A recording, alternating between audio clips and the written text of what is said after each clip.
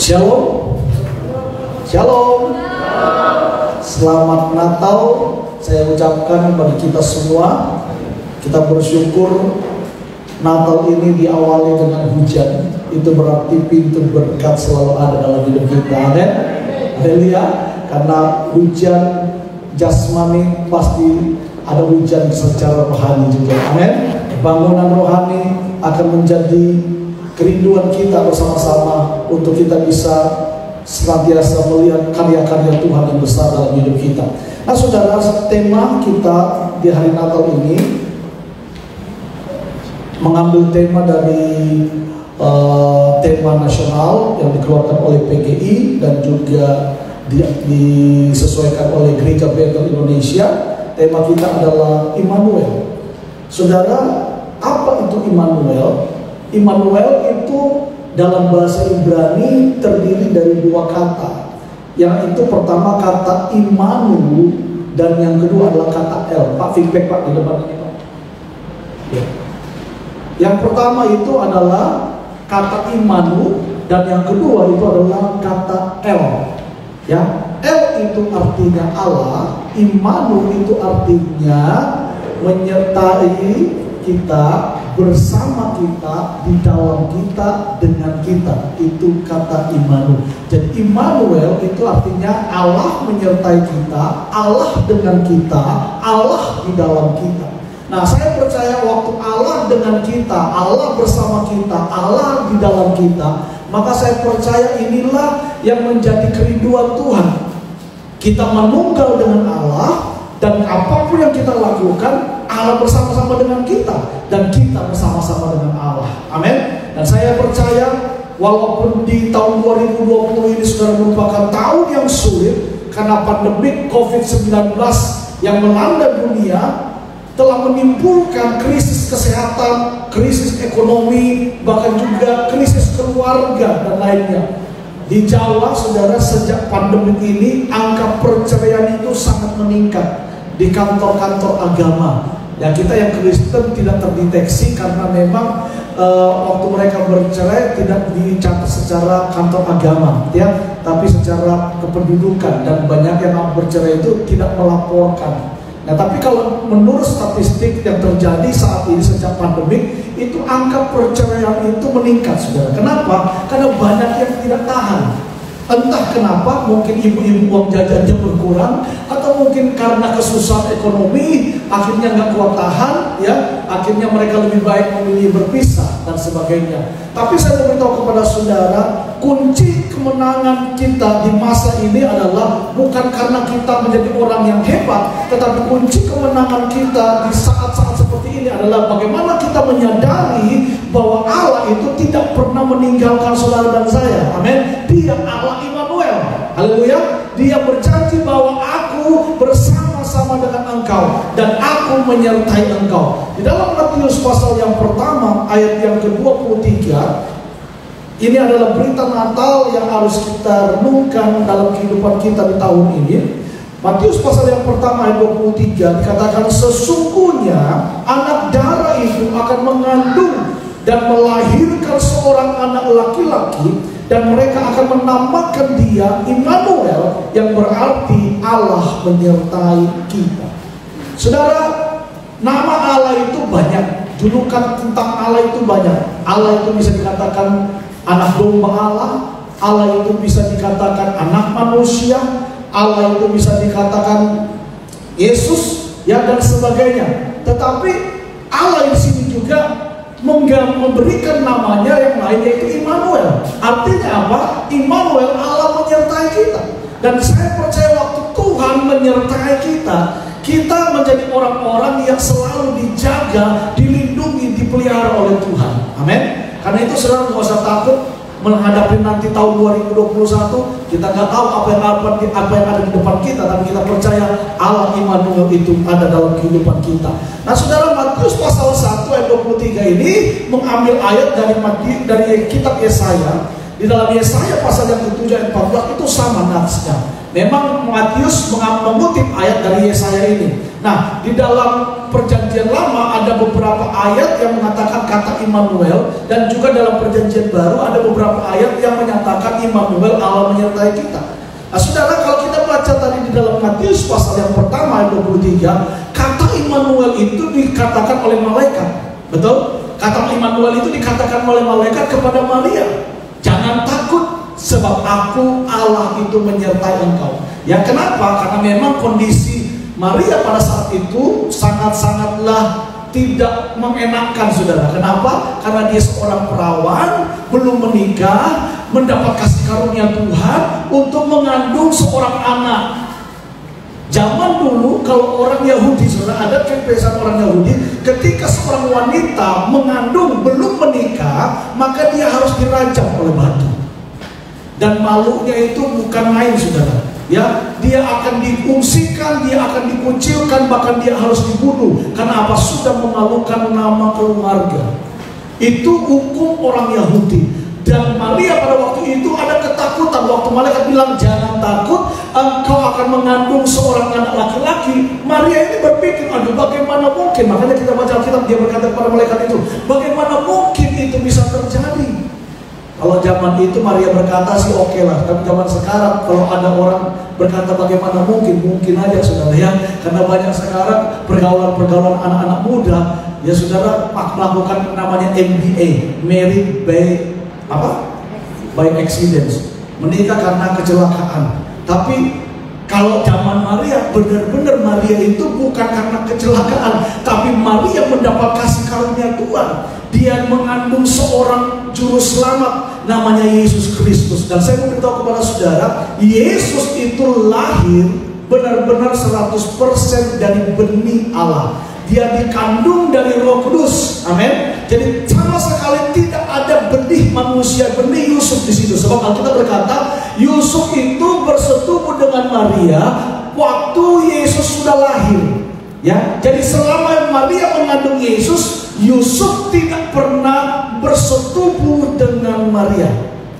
Ya, jadi sama sekali itu tidak ada andil manusia kromosomnya Yusuf itu tidak ada di situ, saudara. Yang benar itu adalah Roh Kudus yang mengandung di dalam rahimnya Maria. Maria itu cuma dipinjam kandungannya untuk dipakai melahirkan seorang bayi. Bayi itu namanya bayi Yesus. Kenapa Yesus harus menjadi manusia? Karena memang tujuan Yesus datang ke dunia ini adalah menyelamatkan manusia. Amin. Ya, loh, ada pertanyaan, Pak, kok aneh sih? Orangnya Tuhan yang orang Kristen, kok dikatakan Yesus itu lahir? Memangnya siapa bidannya?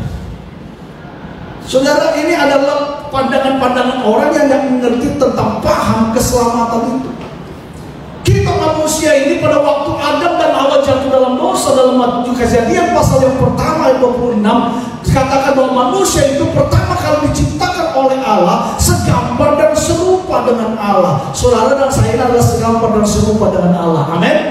Ya, tetapi pada waktu manusia itu jatuh dalam dosa, Adam itu, saudara, dia melanggar apa yang diperintahkan Tuhan, jangan makan buah pengetahuan baik dan jahat. Waktu kamu memakannya, pasti kamu akan mati. Kata pasti itu, saudara, dihilangkan oleh iblis. Waktu iblis menggoda Hawa, dia bilang begini, waktu kamu makan buah ini, kamu akan menjadi sama seperti Allah.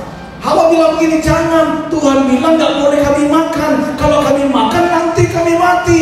Tapi iblis bilang begini, kamu gak mati. Kalau kamu makan buah pengetahuan baik dan jahat ini, kamu akan menjadi sama dengan Allah. Saudara perhatikan kata sama dengan Allah. Saya mau beritahu kepada saudara, Tuhan tidak menjadikan kita, saudara, menjadi apa? Setara dengan Allah. Tetapi kita menjadi apa? Serupa dengan Allah. Amin. Iblis itu menjanjikan manusia supaya manusia itu setara dengan Allah. Kalau kamu nanti makan buah baik, pengetahuan baik dan jahat ini, kamu akan menjadi setara dengan Allah. Kamu akan menjadi sama dengan Allah. Apa saja yang kamu bikin, kamu bisa lakukan. Hawa terpancing, sudah, dengan munculkan rayuan daripada iblis. Dia berpikir begini, wow, kalau saya jadi Tuhan, hebat dong. Saya bisa bikin apa saja. Saya pegang sesuatu jadi, saya berkata sesuatu jadi. Apa saja yang saya lakukan bisa tercipta karena saya menjadi sama seperti Allah.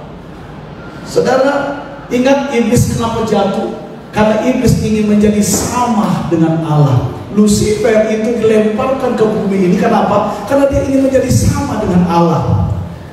Dia ingin disembah seperti Allah. Dan Tuhan akhirnya melemparkan dia ke bumi. Saudara bayangkan ya, iblis punya niat jahat dalam hatinya, ingin disembah seperti Tuhan, ingin menjadi sama seperti Tuhan. Tuhan lemparkan dia ke bumi. Tapi manusia waktu jatuh dalam dosa, Tuhan yang turun ke bumi menyelamatkan kita. Haleluya, amin. Nah, Tuhan menciptakan Adam dan Hawa itu segambar dan serupa dengan Allah. Tapi kalau saudara baca dalam Kejadian pasal yang kelima, tolong saya dibantu multimedia. Kejadian pasal yang kelima ayat yang ketiga, saudara perhatikan, manusia Adam itu diciptakan menurut gambar dan rupa Allah, tetapi keturunan Adam, Sem dan seterusnya itu tidak lagi serupa dengan gambar Allah, tapi dia serupa dengan gambar daripada Adam. Kejadian pasal 5 ayat yang pertama mulai. Tolong saya bantu cepat. Oke? Belum? Oh, haleluya.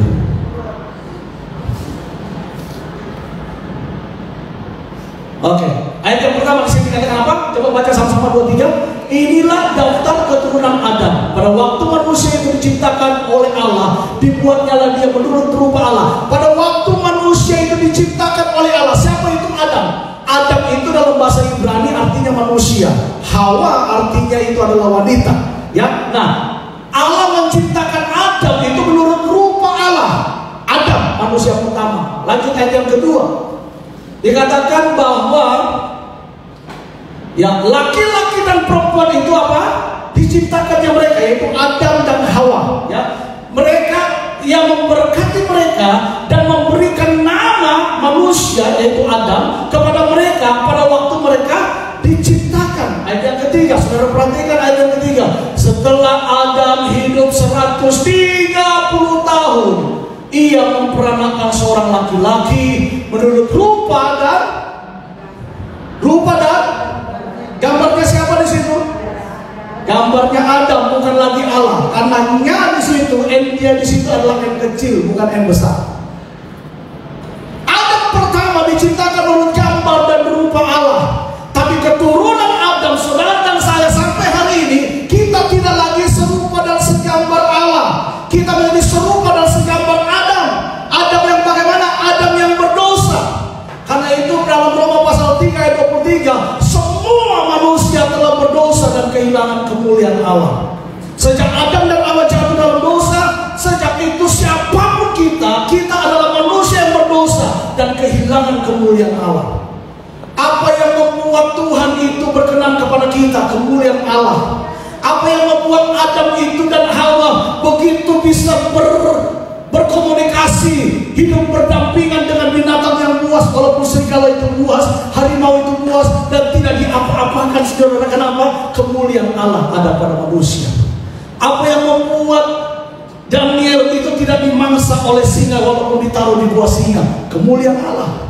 Apa yang membuat Sadrak, Mesak, Abednego tidak terbakar di dalam perapian yang begitu panas? Kemuliaan Allah. Kemuliaan Allah itu, saudara, melindungi manusia dari segala bentuk-bentuk kejahatan, dari binatang buas, dari segala hal-hal yang tidak baik. Kemuliaan Allah. Tapi waktu manusia ada menawa jatuh dalam dosa, manusia kehilangan kemuliaan Allah. Dan Alkitab berkata, waktu itu manusia lari bersembunyi. Waktu dia mendengar derap langkah Tuhan di Taman Eden, Adam dan Hawa lari bersembunyi ketakutan. Kenapa? Kemuliaan Allah tidak ada lagi dalam diri manusia. Mengapa? Dosa masuk dalam diri manusia. Dan sejak kemuliaan Allah itu tidak ada dalam manusia, manusia takut untuk berjumpa dengan Allah. Manusia tidak punya keberanian menghadap Allah. Ada pemisah yang terjadi antara Tuhan dengan manusia, yaitu apa? Dosa. Dan Yesus Kristus datang untuk memulihkan kembali, menjembatani kembali manusia dengan Allah lewat karyanya di atas kayu salib. Haleluya. Dan untuk itu, waktu Yesus mau datang ke dunia ini, saudara, Allah itu mempunyai misi yang besar. Apa misi Yesus datang ke dunia ini? Mati di atas kayu salib. Ada orang bilang begini, Pak, Tuhan itu kurang kerjaan ya, kok mau-maunya ciptakan manusia? Sudah diciptakan jatuh berdosa, terus harus turun ke dunia lagi. Kalau dia nggak ciptakan manusia kan enak, dia nggak susah-susah mati di atas kayu salib. Saya mau beritahu kepada saudara, Tuhan tidak pernah menciptakan manusia untuk berdosa. Tuhan pertama kali menciptakan manusia untuk apa? Menguasai seluruh ciptaan Tuhan, menjadi pengusahanya Tuhan, mengusahakan segala sesuatu yang sudah diciptakan oleh Tuhan, yang dikatakan baik, baik, baik, baik, baik.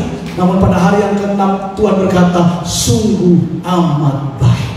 Manusia itu adalah manusia ciptaan Tuhan yang paling sempurna. Amin. Bilang kiri kanan saudara, jelek-jelek dan ganteng-ganteng begini, saya adalah ciptaan Tuhan. Haleluya. Amin. Saudara dan saya diciptakan Tuhan berharga di mata Tuhan. Haleluya. Dan Tuhan menciptakan kita bukan untuk berdosa. Iblis itu saudara ada sebelum manusia diciptakan. Dan iblis itu ada setelah dunia ini diciptakan.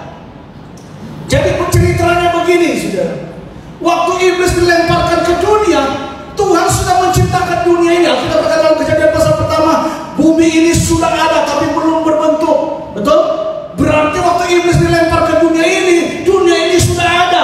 Manusia belum diciptakan di dunia ini sudah ada. Semua alam semesta ini sudah ada, tapi belum dipisahkan mana laut, mana darat. Belum. Semuanya masih dalam hal yang belum terbentuk, belum terbiak, belum terciptakan oleh Tuhan, belum terpisahkan oleh Tuhan. Ya, lalu Tuhan menempatkan manusia di Taman Eden itu untuk apa? Menjaga apa yang Tuhan sudah ciptakan. Dari apa? Dari si jahat itu iblis. Karena Tuhan gak mau apa yang Tuhan sudah ciptakan dirusak oleh iblis. Tuhan gak mau apa yang Tuhan sudah buat dilancurkan oleh iblis. Karena itu Tuhan menempatkan manusia supaya dia menjaganya. Tapi sangat disayangkan manusia, dia meninggalkan kepercayaan Tuhan. Dia terbujuk oleh bujuk rayu daripada iblis dengan perkataan, kalau kamu makan buah pengetahuan baik dan jahat ini, kamu akan menjadi sama dengan Allah. Iblis, dia mau jadi setara dengan Allah, gagal, dilempar ke bumi. Dia tahu dia gagal, dia tahu dia tidak bisa melakukan apa yang menjadi tujuannya, dia bujuk manusia. Bujukannya sama, niatnya ini menjadi setara dengan Allah itu ditaruh kepada manusia, dipengaruhi, dihasut dalam diri manusia supaya manusia juga gagal. Dia bilang begini, kalau kamu makan buah pengetahuan baik ini, kamu tidak mati, kamu menjadi sama dengan Allah, kamu setara dengan Allah. Saudara, dan itu yang dikerjakan oleh iblis dalam Matius pasal yang keempat, waktu Yesus dibawa oleh Roh Kudus di padang gurun untuk berdoa dan berpuasa 40 hari. Iblis bilang begini, kalau kamu memang anak Allah, buktikan dirimu. Aku akan berikan dunia ini, bla bla bla bla dan sebagainya. Dia berusaha untuk mengangkat Yesus menjadi sama dengan Allah. Iblis lupa bahwa sebenarnya Yesus itu adalah Allah. Tapi Yesus tidak mau terpancing. Iblis pakai firman, Yesus pakai firman. Haleluya. Karena itu kita penting hidup dalam firman Tuhan. Haleluya. Penting hidup dalam firman Tuhan. Nah saudara, Yesus menciptakan kita, Allah menciptakan kita untuk kita menjadi berkat bagi orang lain, bukan untuk kita jatuh dalam dosa. Timbul pertanyaan, Pak, apakah benar Tuhan Yesus itu lahir tanggal 25 Desember? Ya, saya mau katakan kalau saudara baca sejarah gereja, kita harus berkiblat kepada sejarah gereja bukan dari Eropa, dari Barat, dari Timur. Ya, dari Timur Tengah. Itu sudah, dan Alkitab juga mencatat saudara. Kalau saudara baca di dalam Lukas pasal yang pertama ayat 26, tolong dibantu. Lukas pasal yang pertama ayat 26. Ini saya belum masuk khotbah ya saudara, ya, pembukaannya. Ya, Lukas pasal yang pertama ayat 26 dikatakan apa? Dan bulan yang ke-6 Allah menyuruh malaikat Gabriel pergi ke sebuah kota di Galilea bernama Nazaret. Jadi dalam bulan ke-6 malaikat diutus oleh Tuhan untuk pergi ke Galilea, ke kota yang bernama Nazaret, menjumpai seorang wanita yang namanya Maria. Bahwa kamu akan mengandung. Di sana dikatakan apa? Bulan ke-6. Ya. Bulan Tetapi tahun barunya pada bulan September, ya. Yos Hasana itu adalah hari, Rosh Hasana itu adalah hari tahun barunya orang Yahudi, orang Israel. Itu disebut dengan Rosh Hasana. Nah, Rosh Hasana itu jatuh pada bulan September, bulan 9. Jadi dikatakan kalau kita hitung bulan 9, mulai Januari ya, dari September itu awal tahunnya orang Yahudi itu mereka jatuh bulan September. Kalau kita Januari, tahun Masehi itu tahun Januari, bulan Januari. Tapi kalender Yahudi itu adalah bulan September, itu tahun baru mereka. Menurut kalender Masehi. Jadi kalau 6 bulan, September ya, Oktober, November, Desember, Januari, Februari, Maret. Betul? Bulan ke-6 jatuhnya bulan Maret menurut Masehi. Jadi bulan 6 itu adalah bulan Maret. Nah, Maria mengandung berapa bulan? 9 bulan normal, betul? Amin. Ya, kalau sekarang ada yang mengandung bulan Oktober, lahirnya bulan September. Kebanyakan. Tapi malah sekarang sudah terbalik. Ada orang mengandungnya bulan November, lahirnya bulan Januari. Ya, itu mu'iat, bukan mujizat, tapi mu'iat. Katanya percepatan, Pak. Itu dosa. Ya. Nah, Yesus lahir dikatakan malaikat datang kepada Maria pada bulan ke-6, September, Oktober, November, Desember, Januari, Februari, Maret. Ya, bulan ke-6 jatuh pada bulan Maret. Maria mengandung berapa bulan? 9 bulan. Jadi bulan Maret, April, itu sampai 9 bulan. Mei, Juni, Juli, Agustus, September, Oktober, November, Desember. Betul? Tangkap? Yang ngerti? Jadi dari Maret tadi kita hitung April, Mei, Juni, Juli, Agustus, September, Oktober, November, Desember. Bulannya dapat. Jadi benar bulan Desember Yesus lahir. Sekarang tanggalnya, benarkah Yesus tanggal 25? Benar, saudara, tanggal 25. Kenapa? Karena yang menulis kalender Masehi itu adalah Alexander the Great. Ya, Alexander the Great itu mulai kalender Masehinya, mulai dari penghitungannya dari mana? Mulai dari sunat orang Yahudi. Yesus kalau saudara baca dalam Lukas pasal 2 ayat 23. Ya, Lukas pasal 2 ayat 23. Sorry, 21. Ya. 21. Nah, dikatakan ini, dan ketika genap 8 hari dan ia harus disunat dan ia diberi nama Yesus, yaitu nama yang disebut oleh malaikat sebelum ia dikandungnya. Jadi 8 hari ini adalah hitungan Alexander the Great untuk memulai kalender tanggal Masehi. Jadi tanggal 1 itu itu mundur dari 8 hari, dari mulai dari Desember tadi, ya, Desember tanggal 31, Desember 30, Januari 28 hari, ya, terus turun, akhirnya jatuh kepada tanggal 25, saudara. Kalau coba saudara hitung ya, kita mulai dari 1 Januari, kemudian turun 31 Desember, turun 30 Desember, turun berapa? 29, turun 28 sampai 8 hari, turun 27, 26, 8 itu berarti tanggal 25, betul? Jadi 8 hari setelah Yesus itu dibawa, dimulai lagi hari tanggal 1 Januari. Jadi kalau kita hitung mundur, karena Masehi dengan sebelum Masehi itu hitungannya mundur. Ya, jadi kalau dia tanggal 1-nya itu tanggal 1 Januari, kita hitung mundur dari tanggal 1 sampai mundur 8 hari, jatuhnya tanggal 25. Berarti benar tuh, Alkitab mencatat bahwa Yesus lahir itu tanggal 25 Desember. Haleluya. Jadi itu bukan karena dewa apa, itu kita membaca kitab-kitab cerita-cerita Katolik Roma yang menyatakan demikian. Ya, kitab-kitab Katolik Roma itu mengatakan demikian. Natal pertama kali itu bukan ditetapkan di Roma, saudara. Natal pertama kali itu ditetapkan di Alexandria. Pada tahun berapa? Pada tahun 189 Masehi. Disitulah mulai ditetapkan Natal. Jadi saudara, tidak ada yang salah dengan Alkitab. Jadi saat tanggal 25 jangan lagi ragukan bahwa itu bukan tanggal lahirnya Tuhan Yesus. Amin. Tepat itu. Kalau saudara itu bulannya, tanggalnya menurut kalender orang Yahudi, itu semua jatuhnya 25 Desember. Haleluya. Itu pembukaan saya. Oke, kita masuk kepada tema.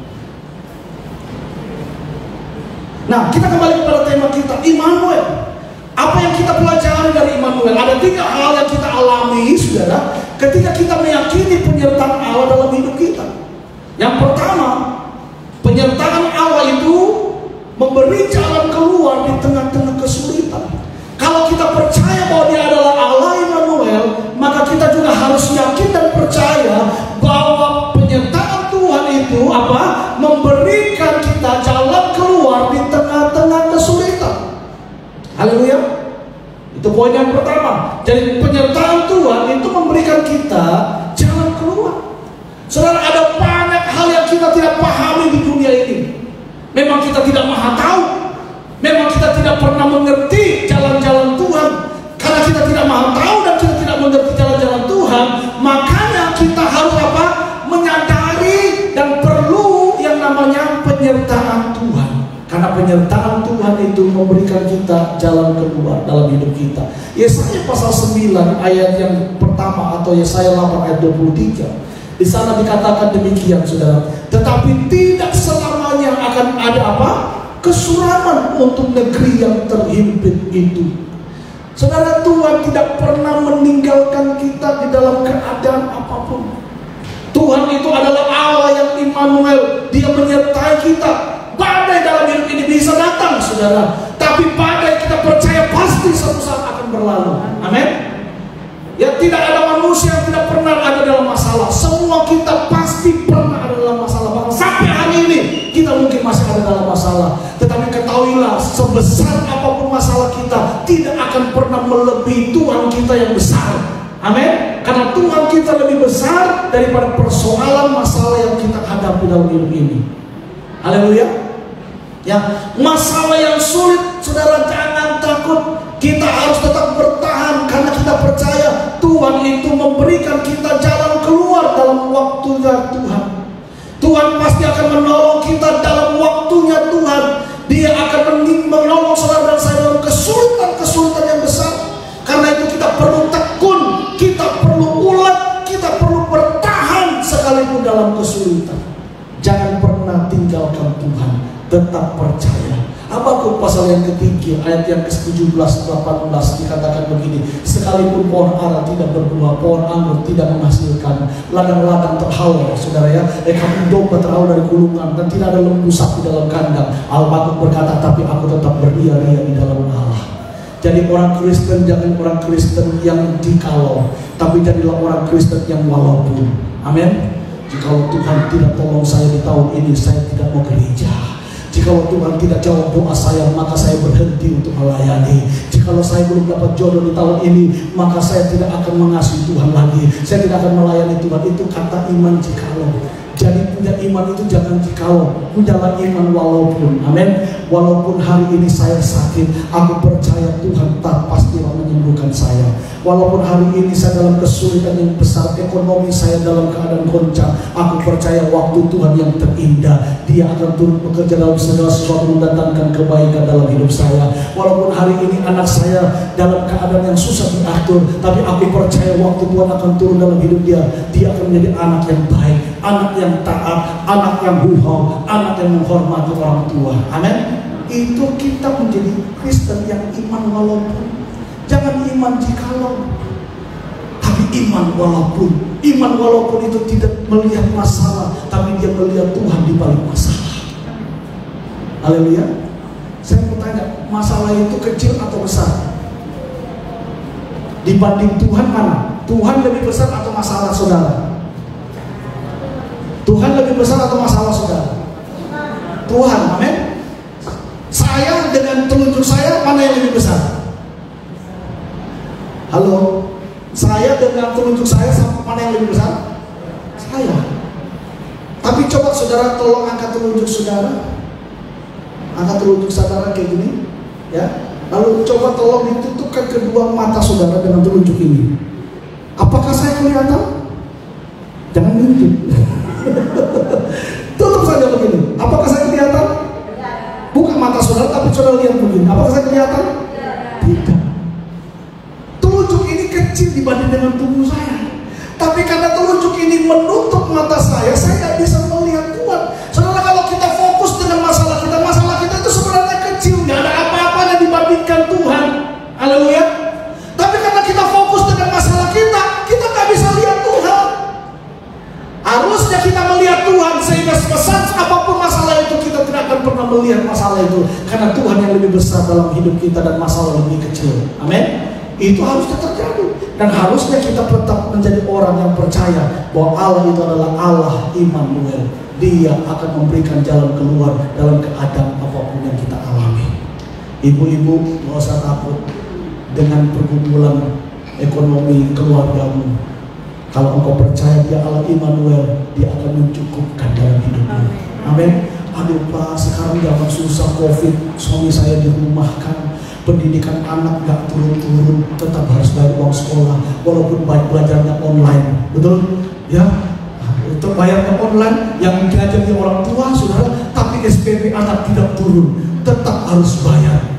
Ya, tapi gak apa-apa saudara. Kalau kita mau lihat itu masalah, kita sendiri bisa stres, kita sendiri bisa susah, kita sendiri bisa kecewa, kita sendiri bisa sakit hati. Tapi kalau kita lihat Tuhan, hati selalu damai, hati selalu penuh dengan sukacita. Amin.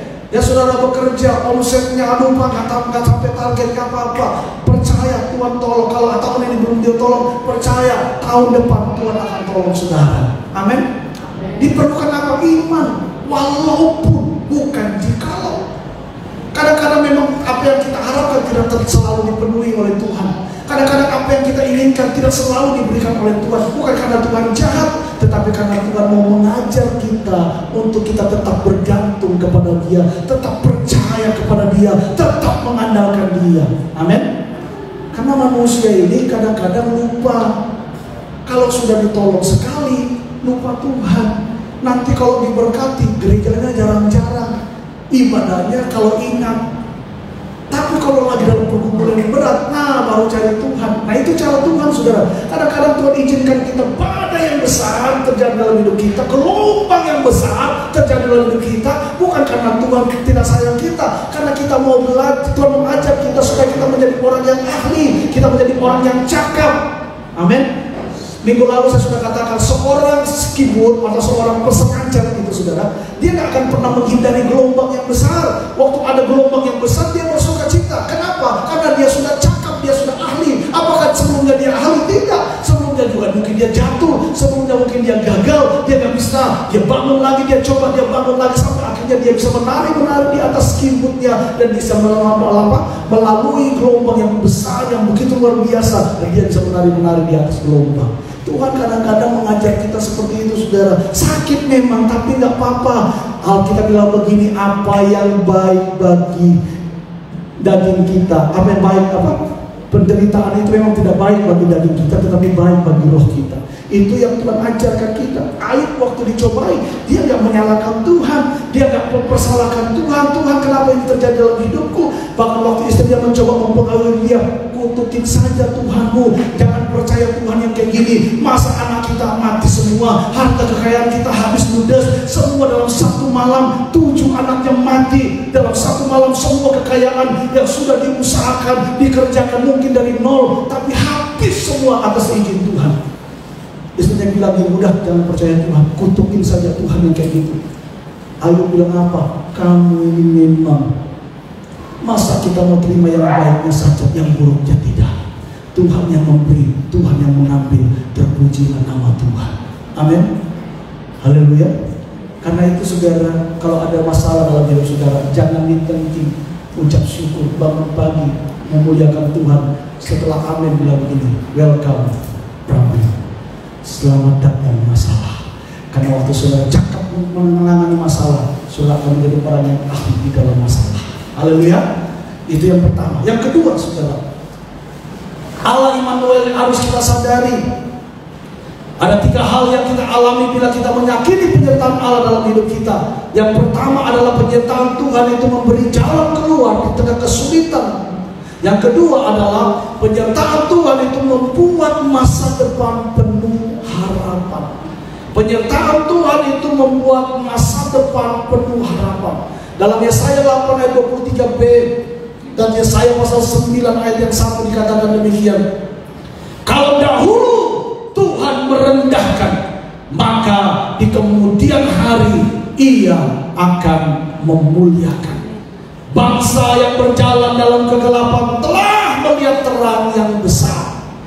Amin, saudara. Dikatakan kalau dahulu Tuhan merendahkan, maka di kemudian hari Dia pasti akan memuliakan. Kalau dulu bangsa itu berada dalam kegelapan, bangsa Israel, saudara, pada waktu itu berada dalam kegelapan. Ya, karena apa? Karena mereka meninggalkan Tuhan. Saya mau beritahu kepada saudara, waktu kita meninggalkan Tuhan, maka gelaplah seluruh hidup kita. Tapi waktu kita berjalan dengan Tuhan, kita mengandalkan Tuhan, maka kita akan melihat terang Tuhan. Dan langkah-langkah yang kita lalui itu adalah langkah-langkah mujizat dalam hidup ini. Amin. Bukan berarti kita nggak punya masalah. Alkitab bilang begini, kemalangan orang benar itu banyak, tetapi Tuhan meluputkannya dari semua itu. Haleluya. Kemalangan orang benar itu apa? Kemalangan orang benar itu apa? Banyak. Tidak sedikit, banyak. Tapi Alkitab bilang apa? Tuhan meluputkan dari semua itu. Orang Kristen pasti akan mengalami masalah. Bukan berarti kita ikut Tuhan langsung aman jalan tol terus. Hati-hati. Kalau kita sering lewat jalan tol bahaya juga. Sampai akhirnya bisa terjadi kecelakaan. Kecelakaan yang paling sering dan terbesar terjadi di mana? Kecelakaan maut di mana? Di jalan tol. Karena apa? Nyaman. Nyetir tidak ada gangguan, tidak ada hambatan. Kecepatan tinggi sampai ngantuk. Saya pernah nyetir di jalan tol ngantuk, saudara. Saya selalu, saya ketiduran. Sekian berdetik, saudara. Ya, karena perjalanan yang jauh dan jalannya nyaman. Makanya di sekitar tengah-tengah jalan tol itu dipasang polisi duduk. Supaya kita sadar, tidak boleh terlalu sampai terlelap dan akhirnya tidur. Ya, nah Tuhan itu kadang-kadang membawa kita pada jalan-jalannya. Kadang-kadang ada yang jalan yang indah, jalan yang menyenangkan, tapi ada kadang-kadang Tuhan membawa kita pada jalan-jalan yang tidak enak menurut daging kita, menurut perasaan kita kok nggak enak. Tapi saudara belajar dan taat, karena saya sangat percaya waktu kita ada di dalam lembah kekelaman pun Tuhan akan menolong saudara dan saya. Sebab gadat dan tangan Tuhan, tongkat Tuhan itu selalu menjadi penghiburan bagi kita semua. Amin. Tuhan itu saudara, penyertaan Tuhan itu membuat masa depan kita penuh harapan. Dia menjamin seburuk apapun masa lalu kita, apapun yang kita alami, Tuhan menyediakan masa depan cerah bagi kita orang percaya. Sebab Yeremia pasal yang ke-29 ayat yang ke-11 dikatakan, sebab aku ini mengetahui rancangan-rancangan apa yang ada pada siapa di situ? Padaku, pada Tuhan. Aku mengetahui rancangan-rancangan apa yang ada padaku mengenai kamu. Demikianlah firman Tuhan, yaitu apa? Rancangan damai sejahtera. Terus rancangan bukan rancangan kecelakaan, untuk apa? Memberikan kepadamu hari depan yang penuh harapan. Saudara, saya ini dulu lahir dari keluarga yang sederhana. Saya pernah sekolah, harus membayar uang sekolah, saya harus jadi pemulung. Saya mulung ke tempat sampah, cari botol pecahan beling, piring-piring pecahan yang orang buang di tempat sampah, saya kumpulkan. Lalu saya jual timbang kilo di tetangga belakang rumah saya. Kebetulan tetangga rumah saya itu bikin pot bunga dari semen. Dia bentuk pot bunga, hiasan pinggir semen itu di pinggir-pinggir di pinggir semen pot bunga itu dihias bunga-bunga pakai pot dari beling pecah belahan. Warna hijau itu jadi daunnya, yang putih itu dari nanti dari bulatannya, seperti itu sudah. Ya, dan itu dijual. Nah, saya jual belang apa? Botol pecahan, piring pecahan ke sana, dihargai pada waktu itu 1 kilo sekitar ya 50-100 rupiah. Ya, pulang sekolah teman-teman bermain sepak bola, saya cuma ganti baju, kadang-kadang saya nggak ganti baju, saya pergi ke rumah teman yang kurang jaraknya sekitar 5-6 kilo, jalan kaki. Ngapain? Ambil es, jual es, saudara. Ya, masukkan ke termos, saya bawa, saya jual 100 es ganibo, orang sini bilang es lilin, saudara yang panjang-panjang. Saya jalan kaki berkilo-kilo jajakan es lilin, es wade, es ganibo tiap hari. Saya lakukan itu karena orang tua kami usahanya pada waktu itu bangkrut. Orang tua saya kerja habis, saudara. Mama saya ini kebaikan banget, saudara. Ada orang ngaku saudara ditampung, dibiayai, ya, dia nggak bisa lihat orang susah. Kalau ada orang susah datang minta tolong, pasti ditolong. Saya pernah bilang begini, mama ini terlalu baik, sampai ketemu saja mau makan susah. Gara-gara semua untuk orang, semua untuk orang. Kapan kita bisa nikmati? Mama bilang gini, saya buat baik sekarang, besok-besok kamu akan ditolong orang lain. Saya dalam hati, terpusing. Saya marah sama saya mama. Tapi saya tahu hari ini saya bisa ada karena juga doa orang tua. Karena mama saya berdoa, saudara. Mama saya meninggal dalam posisi lagi duduk berdoa syafaat. Waktu dia berlutut di rumah sakit, pada waktu itu dia lagi doa syafaat dan adik bungsu saya. Dia karena waktu itu tinggal mama dan adik bungsu saya di Bontang. Mereka setiap malam berdoa bersyafaat untuk kami, anak-anaknya, untuk menantunya, untuk saudara-saudaranya, untuk gereja, untuk amal Tuhan. Dia bersyafaat. Lalu pada waktu dia selesai berdoa syafaat, dia merasa badannya nggak enak. Dia bilang sama adik saya yang bungsu, kamu tolong kasih panas mobil, antar saya ke rumah sakit, saya lagi nggak enak. Ini kayaknya saya nggak lama, saya rasa sesak. Langsung adik saya cepat-cepat starter mobil, bawa ke rumah sakit. Sampai di rumah sakit, cari kamar susah, kebetulan ada kamar yang lagi kosong, boleh dipakai untuk 1 malam. Mama saya sampai di rumah sakit jam 12 malam waktu Indonesia Tengah. Sampai di rumah sakit, saudara, adik saya pergi ke dokter untuk konsultasi dan sebagainya karena dia dipanggil dokter. Mama saya di atas tempat tidur, dia melanjutkan doanya sambil berlutut. Waktu dia berlutut, tidak lama kemudian adik saya turun, mama saya sudah tidak ada nafasnya di rumah sakit dalam keadaan sedang berdoa. Saya waktu dengar berita itu, adik saya kabarkan mama sudah tidak ada. Bagaimana Tuhan panggil, dia cerita, saya nangis. Kenapa? Saya bertobat hari ini karena doa syafaat mama saya. Setiap jam 4, jam 5 pagi, mama saya bangun berlutut di samping tempat tidurnya, menaikkan doa-doa syafaat. Saudara, dan saya bisa melalui semua ini karena saya percaya penyertaan Tuhan itu nyata dalam hidup kita. Kenapa? Karena penyertaan Tuhan itu membuat masa depan kita itu penuh dengan harapan. Orang tadi bilang begini, Gelpi kamu gak mungkin berhasil. Saya ini orangnya goblok, saudara. Saya gak suka belajar. Kalau ada orang yang goblok, saya ini bukan goblok lagi. Saya offlock. Offlock itu di atasnya goblok. Ya, saya gak mungkin bisa berhasil. Belajar membaca itu naik kelas 5, mau naik kelas 6, saudara. Itu pun baru ngejak. B-A-B-A, B-I-B, babi. L-ulu, babi lulu. Baru bisa naik baca. Saya 2 kali gak naik kelas. Karena prinsip saya dulu, ngapain saya jadi orang. Saya lebih senang bergaul dengan anak-anak nakal. Saya lebih senang tidur di pos kambing, tidur di masjid. Saya ikut irma ikatan remaja masjid, saudara. Karena saya kepahitan juga dulu ada dengan orang tua. Ya, saya belajar kungfu bela diri dengan tujuan balas dendam dan berkelahi. Tujuannya seperti itu. Saya pikir ini gak mungkin saya bisa berhasil. Paling-paling hidup ya begini aja. Orang tanya kalau ketemu dengan saya, nak, kamu cita-citanya apa? Gak ada.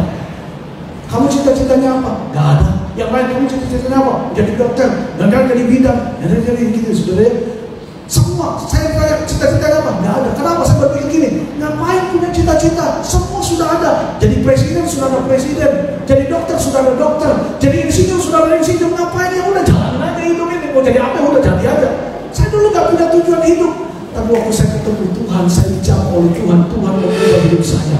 Saudara, penyertaan Tuhan itu membuat masa depan saya penuh dengan harapan. Dan hari ini saya bisa ada karena penyertaan Tuhan yang sempurna dalam hidup saya. Saya dikaruniai dengan istri, saya dikaruniai dengan 3 orang anak. Itu karena penyertaan Tuhan. Kami dipelihara Tuhan cukup hari ini. Itu karena penyertaan Tuhan. Waktu kami memulai gereja ini, saya terus takut, saudara, khawatir. Waduh, gimana memulai gereja? Ya, aduh gimana? Kami kebingungan, alat-alat musik gak punya dan sebagainya. Tiba-tiba dalam waktunya Tuhan ada orang memberkati kami untuk bisa beli alat musik. Pada waktu saya ada di Surabaya, ada orang ngomong, nanti kami berkati, tolong pesan alat musik. Waktu saya 2 hari sebelum mau pulang ke Jayapura, saya sudah pesan alat musik. Orang itu telepon 1 hari sebelum pulang, dia bilang gini, minta maaf, saya tidak jadi sumbang untuk gereja. Waktu itu dia mau kasih 50 juta untuk beli alat musik, saudara. Dia bilang, minta maaf, kami tidak kasih untuk gereja, saya cuma mau kasih 10 juta. Itu pun saya masih tanya Tuhan dulu, mau dibawa kemana gereja ini? Waduh, Tuhan, waktu saya dengar kayak gitu, saya bilang, Tuhan terima kasih. Saya tahu di balik kesusahan ini ada mujizat Tuhan yang besar. Beda beberapa detik kemudian, saudara, di hari yang sama, seorang telepon, pergi beli alat musik. Uang saya sudah transfer dengan jumlah yang sama, 50 juta. Dan hari ini semua alat ini kita miliki. Karena saya percaya penyertaan Tuhan itu memberikan kita masa depan yang penuh dengan berharga. Haleluya. Saudara nggak usah takut. Kalau saya mengalami Tuhan, saudara sebagai jemaat pasti juga akan mengalami Tuhan. Haleluya. Karena itu percayalah, Dia Allah Immanuel. Dia menyertai kita, dan penyertaan Tuhan dalam hidup kita itu memberikan kita harapan yang luar biasa. Dia memberikan rancangan yang penuh dengan harapan. Amin. Karena itu anak-anak muda, jangan pernah berhenti bermimpi. Bermimpilah setinggi-tinggi mungkin. Waktu kamu jatuh, kamu tidak sampai ke bumi, tapi kamu setidaknya waktu kamu punya mimpi setinggi langit, kamu jatuhnya di mana? Di awan-awan. Ya, masih tinggi, saudara ya. Karena itu bermimpilah dan milikilah bahwa di dalam Yesus ada pengharapan. Yang ketiga, yang terakhir, saudara. Apa yang kita belajar dari Immanuel? Yang ketiga adalah penyertaan Tuhan itu memberi sukacita dalam kesukaran. Penyertaan Tuhan itu memberi sukacita dalam kesukaran. Yesaya 9 ayat 2 dikatakan begini, Engkau telah menimbulkan banyak sorak-sorak dan bersukacita yang besar. Mereka telah bersukacita di hadapanmu. Seperti apa? Sukacita di waktu panen, seperti orang bersorak-sorai di waktu membagi-bagi jarahan. Saudara, yang dibanggakan, yang membuat gembira, yang membuat sukacita seorang petani adalah pada waktu panen. Mungkin waktu dia menabur benih, mencucurkan air mata, perlu waktu. Kadang-kadang ada hujan, harus beristirahat. Saya pernah jadi petani, saya pernah temani mama saya di kebun. Dia tanam bayam, tanam mentimun dan sebagainya. Saya paling gak suka kalau ke kebun. Kenapa? Kalau saya ke kebun, pasti saya suruh kebagian. Kamu pergi di dalam panas terik matahari, kami harus tanam jagung dan sebagainya. Itu saya nggak menyenangkan. Tapi waktu panen, baru senang. Kita bisa panen jagung, kita bisa bakar jagung, kita bisa rebus jagung, saudara ya. Waktu panen buah jeruk, kita bisa panen, kita bisa makan. Itu sesuatu yang menyenangkan. Dan Alkitab berkata, penyertaan Tuhan itu memberi sukacita melebihi pada waktu petani menghasilkan panennya, melebihi dari segala sesuatu, karena penyertaan Tuhan itu di atas segala-galanya. Haleluya. Amin, saudara. Penyertaan Tuhan itu, saudara, ada dalam hidup kita, dan penyertaan Tuhan itu memberikan kita sukacita yang besar. Kesadaran akan Immanuel akan memberikan sukacita dalam hidup kita. Paulus berkata dalam Filipi pasal yang keempat ayat yang keempat, bersukacitalah senantiasa dalam Tuhan. Sekali lagi kukatakan apa? Bersukacitalah. Bersukacitalah. Bahkan ditekankan lagi, sekali lagi kukatakan apa? Bersukacitalah. Saya mau beritahu kepada saudara, kita gak punya alasan untuk tidak bersukacita. Sekalipun pasca pandemi ini belum selesai, katanya Pak, COVID-19 ini gak akan pernah habis. Oh ya? Kenapa? Iya, di tahun 2019 kita ini dilanda dengan COVID-19. Nanti di tahun 2020 kita dilanda dengan COVID-19. Nanti di tahun 2021 berlanjut Pak. Jadi namanya apa? COVID-20. Wah, saya bilang terserah ya, kalau mau bilang apa. Ya, orang di luar Tuhan mereka boleh kesusahan, kita mungkin juga kesusahan, tapi ada perbedaan. Apa? Kita disertai Tuhan. Dan orang yang disertai Tuhan selalu bersukacita dalam keadaan apapun. Amin. Sekalipun belum datang pertolongan, tapi kita tetap bersukacita, karena di balik sukacita itu ada mujizat yang besar yang Tuhan sudah kerjakan dalam hidup saudara dan saya. Nehemia pasal 8 ayat 11 dia dikatakan sukacita itu memberikan kekuatan. Waktu saudara bersukacita, saudara akan mengalami kekuatan Tuhan. Amin. Kalau orang cemberut, bukan cuma nggak ada kekuatan, tapi apa? saudara selalu cemberut, itu cepat tua. Tapi orang yang selalu bersukacita selalu awet muda. Karena waktu dia bersukacita, ini wajahnya ini tertarik, saudara. Otot-otot wajahnya kan tertarik. Waktu saudara ketawa, bersukacita, otot-otot wajahnya tertarik. Tapi waktu saudara cemberut, cemberut ini kan terkuruk, mengkerut. Makanya cepat tua. Ditanya umur berapa? 30. Kok usianya 30, mukanya kok sudah kayak 50 tahun. Kenapa? Jarang bersukacita. Tapi orang yang bersukacita, wajahnya selalu tegak, mantap. Amin. Gak usah dipasang susu, tarik sana, tarik sini, pasang jarum, gak usah pasang benang dan sebagainya, gak usah pasang kawat dan sebagainya, gak usah. Sukacita saja, bangun pagi, haleluya. Ini menarik otot-otot wajahnya, tetap awet muda. Haleluya. Coba saudara perhatikan, orang yang di luar Tuhan dan orang dalam Tuhan beda, saudara. Wajahnya itu berbeda, kenapa? Selalu sukacita, awet muda, betul? Tapi orang yang di luar Tuhan usianya masih muda, sudah kelihatan tua karena jarang bersukacita. Amsal 24 ayat 10 dikatakan, jika kita tawar hati pada masa kesesakan, kekuatan kita akan menjadi kecil. Waktu saudara susah hati dalam kesusahan, kekuatan kita menjadi kecil, kita menjadi orang yang lemah.